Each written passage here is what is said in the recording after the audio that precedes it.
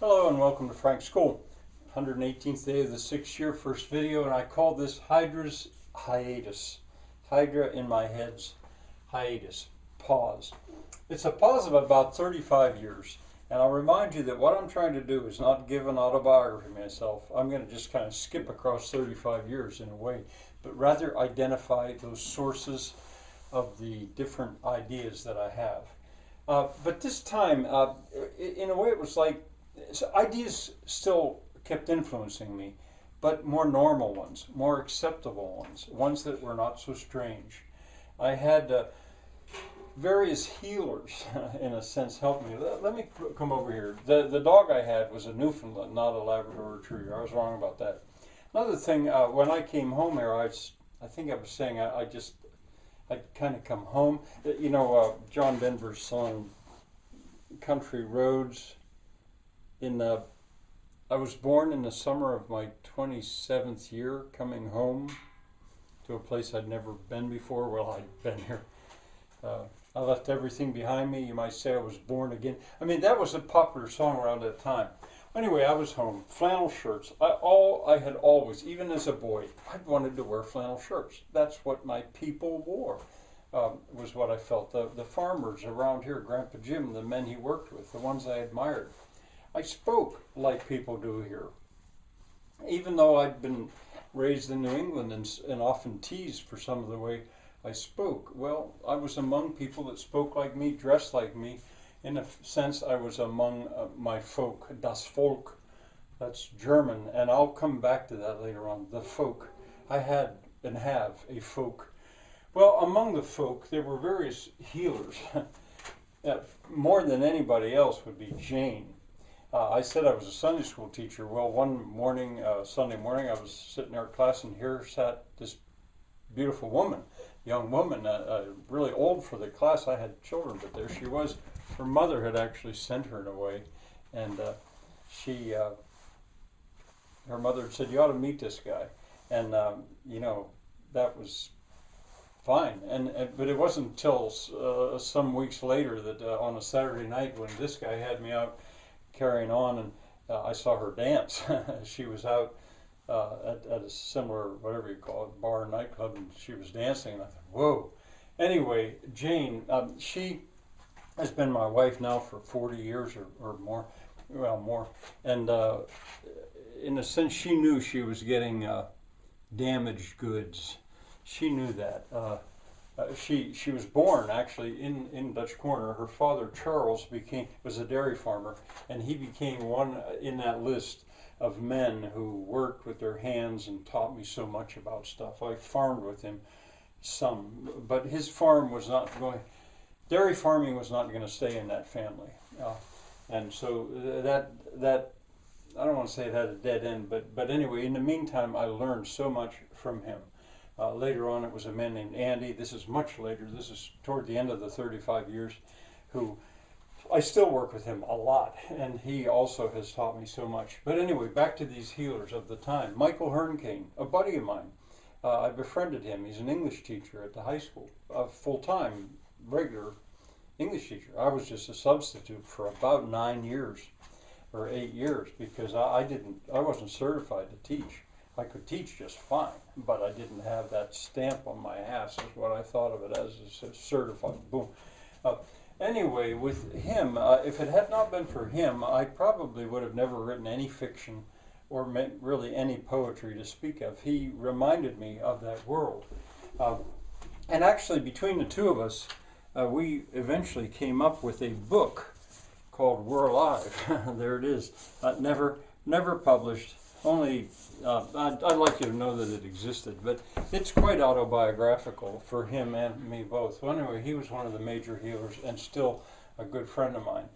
A man named Ed Andrews along the way. He was a healer in a way. He taught me, filled out my knowledge about choral music, Baroque, because he knew I liked Baroque music and Baroque and choral music, and he had a big influence as a result on the choir. My dad, my family was still there for me. I mean, I was not, it wasn't easy. It wasn't easy because of the inheritance wars that were still going on and stuff. But I remember he gave me this book quite you know, I think in the early, well, I could look, you know, I'd been here quite a while, 82, so it was already in the 80s. And as his sort of way of helping me, because he sort of knew how hard it was, what I was trying to do here, my students, what healers they were, as I tried to say that before.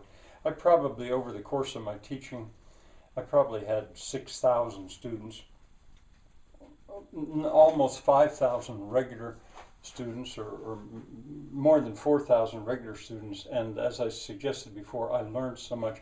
There's that song, if you become a teacher, from your pupils you'll be taught, from King and I. Well, I was steadily being taught by them and given that vitality. Humanities became my profession. You know, it worked out. I'd been at Harvard. I was well educated. I could pass that on. It was useful, and it was basically stuff that everybody approved of. There was nothing hydratic about this stuff. I mean, this was nice to have brought into the community. So this was sort of a time of healing in many ways. The Decentralist Manifesto, I stopped thinking about it. Wedge's Paradigm, I produced it. No one seemed particularly interested in it. So they sort of went on the back shelf. But it was and so now during these 5 years, or 35 years, things that were going on, Carter, his thinking gave way to the thinking of Ronald Reagan, and then on it went. And this idea of the limits to growth, people just kind of ignored that. The Rio Protocol, I think, and later Earth Summit basically came to naught. It seemed like Al Gore, his movie An Inconvenient Truth, you know, people looked at it and, you know, I didn't know what to do about that because, you know, this was so obvious to me, the situation. But I was living in a world where I had done what I could. I could get no residence. And I've been erasing stuff. I should have been doing that. But it was around this time that there was the birth of two fictitious characters. One was Wedge, who was me when I wrote myself into fiction. Court's son, Court was my father's first name, Wedge. And I took that name because a wedge splits things. And I had this enormous job of splitting this farm between my mother and dad and my aunt and uncle. See, in New England I was supposed to say aunt, but here I always say aunt. And I did it. It was one of the hardest things I'd ever done in my life, but I managed to split the farm. It's 300 acres each half had, but it was enormously hard. But anyway, I realized that was my role, to split that. And in a sense, a role in life, because I was still a decentralist. I hadn't found any fallacy in any of this. And a decentralist basically split things that were centralized. They needed to be broken up. So anyway, I took on the name Wedge, and also Marion, based on Ilmarinen from the Finnish epic, Elmer Marion Finn, a fictitious character who was a fabulous craftsman, the best of all, but he never spoke a word. And in a way, I had that because I had found that I was living with this alternate morality that people could not understand.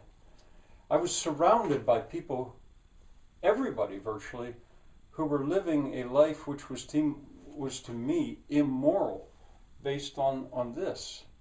But they couldn't see anything else, and that's the way they lived.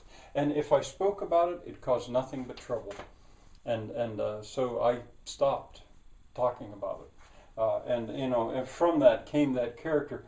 Yeah, I continued to do the stuff that I felt was right to do to the best that I could. Alone, pretty much, but I didn't try to explain it. If people wondered, and so people wondered, why does Frank do that? Why doesn't he do this? Why does he do that? Well, I won't explain. You'll just have to look at it. And so that character arrived. So for these years, and it's one of the strong reasons why I'm now dealing with this Hydra and talking so much about it now, because Hydra awoke after this hiatus. And I'll be showing you about that. But anyway, here was this alternate morality, which I don't know. I guess I can't explain. Maybe I should be marrying right now and just stop talking. Bye for now.